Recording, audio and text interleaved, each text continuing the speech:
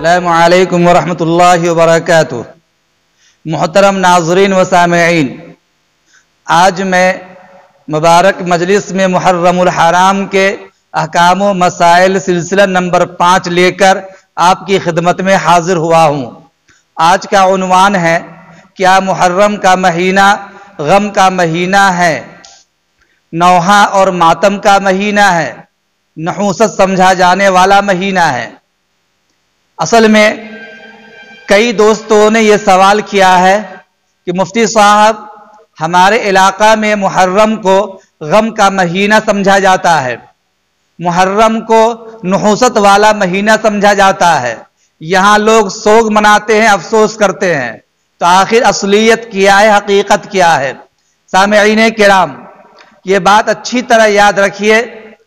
مسلمانوں کی زندگی میں محرم الحرام کا مہینہ اور 10ویں تاریخ یعنی یوم عاشورہ کی بڑی اہمیت حاصل ہے، اور اس کی متعدد وجوہات ہیں۔ ان میں سے ایک سب سے بڑی وجہ عام مسلمانوں کی سمجھ کے مطابق سیدنا حسین رضی اللہ تعالی عنہ کی شہادت عظمیٰ کا واقعہ ہے۔ حالانکہ محرم کا مہینہ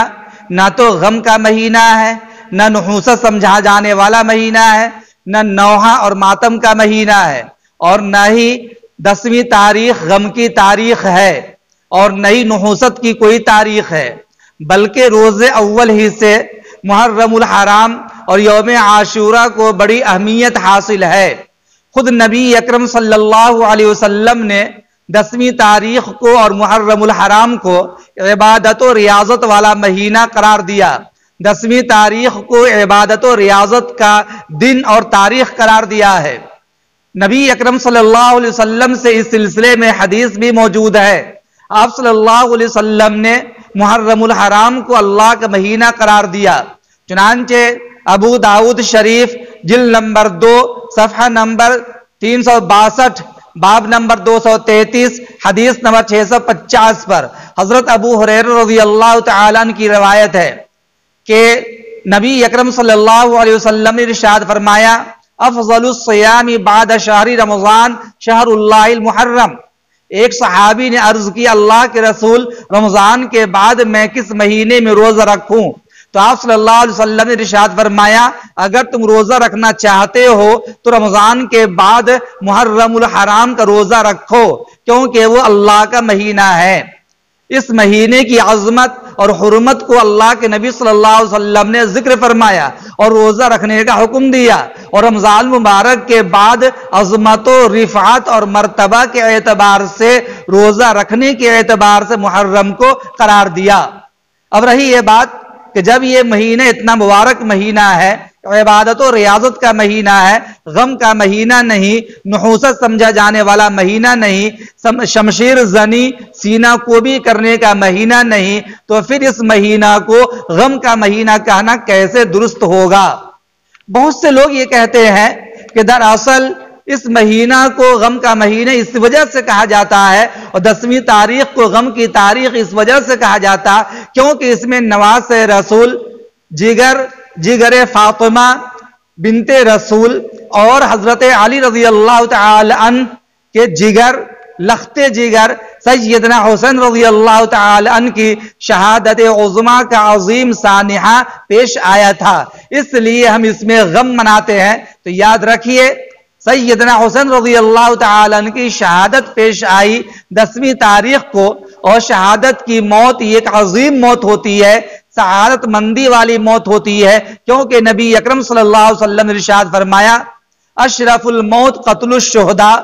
کہ سب سے بہترین موت شہداء کی موت ہوتی ہے۔ اس سے معلوم یہ ہوا کہ شہادت والی موت عظیم موت ہے، اور اس عظیم نعمت پر کوئی افسوس کرے، غم منائے، یہ عقل مندی والی بات نہیں، کیونکہ اللہ تعالیٰ نے شہادت پر ماتم کرنے سے اور شہید کو مردہ کہنے سے منع فرمایا ہے۔ شہید تو زندہ ہے۔ قرآن کریم کے دوسرے پارے میں سورہ بقرہ کے 19ویں رکوع میں آیت نمبر 144 میں اللہ تعالیٰ نے ارشاد فرمایا، وَلَا تَقُولُوا لِمَنْ يُقْتَلُ فِي سَبِيلِ اللَّهِ أَمْوَاتًا بَلْ أَحْيَاءٌ وَلَكِنْ لَا تَشْعُرُونَ۔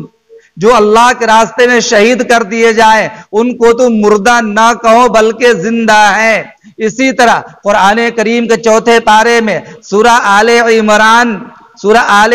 کے 17ویں رکوع میں آیت نمبر 169 میں اللہ رب العزت نے ارشاد فرمایا وَلَا تَحْسَبَنَّ الَّذِينَ قُتِلُوا فِي سَبِيلِ اللَّهِ أَمْوَاتٌ بَلْ أَحْيَاءٌ عِندَ رَبِّهِمْ يُرْزَقُونَ۔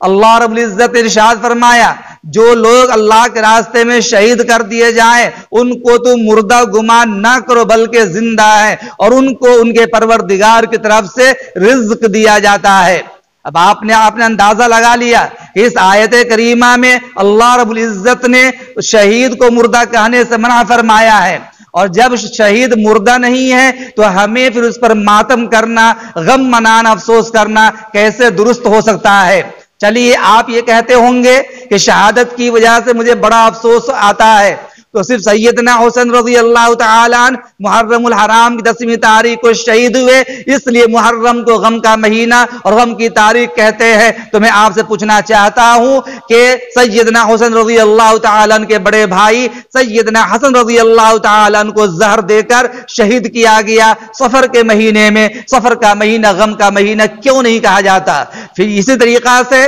سیدنا حسن اور حسین کے والد مکرم حضرت علی رضی اللہ تعالی عنہ کو رمضان مبارک میں شہید کیا گیا۔ آخر رمضان مبارک کو غم کا مہینہ کیوں نہیں کہا جاتا؟ وہاں تو آپ مزے لے کر افطاری کرتے ہیں، سحری کھاتے ہیں اور پارٹیاں مناتے ہیں، وہاں کوئی غم نہیں کرتا، افسوس نہیں کرتا۔ آخر اگر غم کا مہینہ ہوتا شہادت کی وجہ سے تو رمضان کا مہینہ غم کا مہینہ ہونا چاہیے تھا۔ اسی طریقہ سے نبی اکرم صلی اللہ علیہ وسلم کے خسر سیدنا عمر بن خطاب رضی اللہ تعالی عنہ جو امیر المومنین ہیں اور خلیفہ ثانی ہیں، ان پر محرم الحرام کی پہلی تاریخ کو قاتلانہ حملہ کیا گیا اور وہ شہید ہوئے، تو پھر ان کی وجہ سے یکم محرم الحرام کو غم کی تاریخ اور غم کا دن کیوں نہیں کہا جاتا اور اس دن میں کوئی بھی ماتم کیوں نہیں کرتا؟ اگر شہادت کی وجہ سے غم منایا جاتا تو عمر رضی اللہ تعالی عنہ کی شہادت کی وجہ سے محرم کی پہلی تاریخ کو غم کی تاریخ کہا جاتا، غم کا دن کہا جاتا۔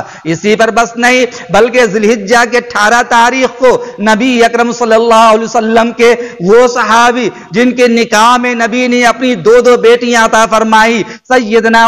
عثمان غنی رضی اللہ تعالی عنہ ذی الحجہ کے 18 تاریخ کو شہید کیے گئے، لیکن ذی الحجہ کو کوئی بھی غم کا مہینہ نہیں کہتا، کوئی افسوس کا مہینہ نہیں کہتا، اور کوئی 18 تاریخ کو غم کی تاریخ نہیں مانتا۔ ربیع الاول کے مہینے میں نبی اکرم صلی اللہ علیہ وسلم ربیع الاول کی 12 تاریخ کو ہمارے اور آپ کے آقا محمد عربی صلی اللہ علیہ وسلم دنیا سے رحلت فرما گئے، پردہ فرما گئے، لیکن کوئی بھی آدمی ربیع الاول کے مہینے کو غم کا مہینہ نہیں کہتا، کوئی ماتم نہیں کرتا، سینہ کو بھی شمشیر زنی نہیں کرتا، تو آخر محرم الحرام کو شہادت حسین کی وجہ سے غم کا مہینہ کیوں کہا جاتا ہے؟ معلوم یہ ہوا کہ محرم کا مہینہ عبادت والا مہینہ ہے، ریاضت والا مہینہ ہے، روزہ رکھنے کا مہینہ ہے، تلاوت قرآن کا مہینہ ہے، ہمدردی غمخاری کا مہینہ ہے، اللہ کو راضی کرنے کا مہینہ ہے۔ یہ شہادت کی وجہ سے غم کا مہینہ نہیں ہو سکتا۔ امید کرتا ہوں یہ بات اچھی طرح سمجھ میں آ گئی ہوگی کہ کوئی مہینہ شہادت کی وجہ سے غم والا نہیں کہلاتا، نحوست والا نہیں کہلاتا، بلکہ اس کو تو اللہ کے نبی نے اللہ کا مہینہ قرار دیا ہے، شہر اللہ کہا ہے، رمضان کے بعد اسی میں روزہ رکھنے کو اعلیٰ اور افضل قرار دیا ہے۔ امید کرتا ہوں کہ میری بات اچھی طرح سمجھ میں آ گئی ہوگی۔ السلام علیکم ورحمۃ اللہ۔